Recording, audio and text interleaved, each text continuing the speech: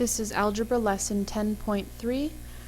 In this lesson we're going to reflect our graphs. We've already talked about translating, which is sliding. And we've talked about 4 different kinds of graphs: the linear, the exponential, the quadratic, and the absolute value. A reflection is a flip. We can flip up and down, which is vertical.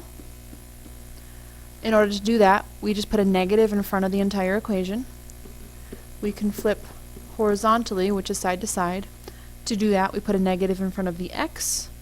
We can also rotate, which is actually like a double flip. You flip it vertically, and then you flip it sideways. So I have a negative in front to represent the vertical reflection, and then I have a negative by the x to represent the horizontal reflection.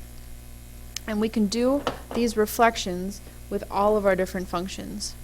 So this first one shows a parent function of an exponential graph, and it's just a standard exponential graph.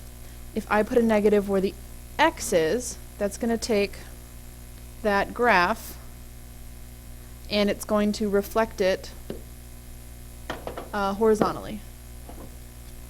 Okay. So it'll flip over to this side of the graph instead. If I take the negative and put it in the front of the whole function, it's going to take my original graph and flip it down. And if I do both, it's going to take my original, flip it down, and then flip it sideways. So my answer for this one goes here. That's the rotation from the original. The next example wants me to describe in words each of the functions that I see. So first of all, I see a linear function. I know it's linear because I don't have any special symbols. I don't have any powers. I just see an x. I also see a negative in front, so I know that was a reflection. And I'm not going to specify reflection vertically or reflection horizontally because it's kind of both. I mean, if you have your standard line here and you do your negative in front, well, it's going to do this, which is flipped to the side here, but it's also flipped down here. So it's just a reflection.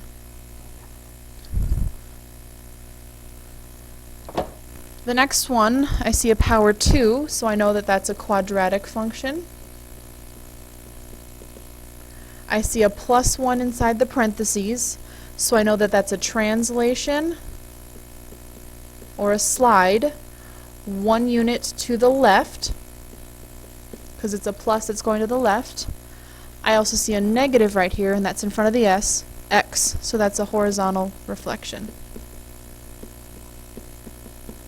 Now I'm using the technical terms here, but if you want to just say the shortcut, if you want to say slide instead of translate, I'll take that as right.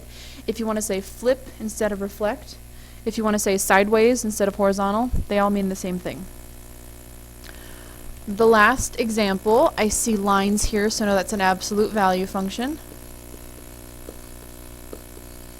I see a negative in the front, so that is a vertical reflection.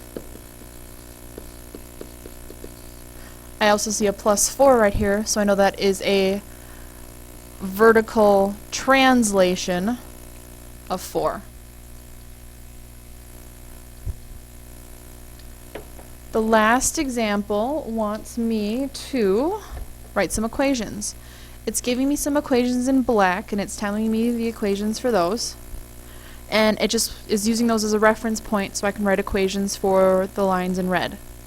So here's my first line in red over here, and I'm actually going to try to extend that with a straight line so I can see the point that it goes through, because that's where this is getting the 5. If this line extended, it goes through the 5. So the equation for this line is a line. It goes down 5 from the origin, and the line is reflected down. And that's it. For letter B, I want to write an equation for this graph in red. Again, it's giving me the graph in black just as a reference point. So I know I need to take this and slide it to here.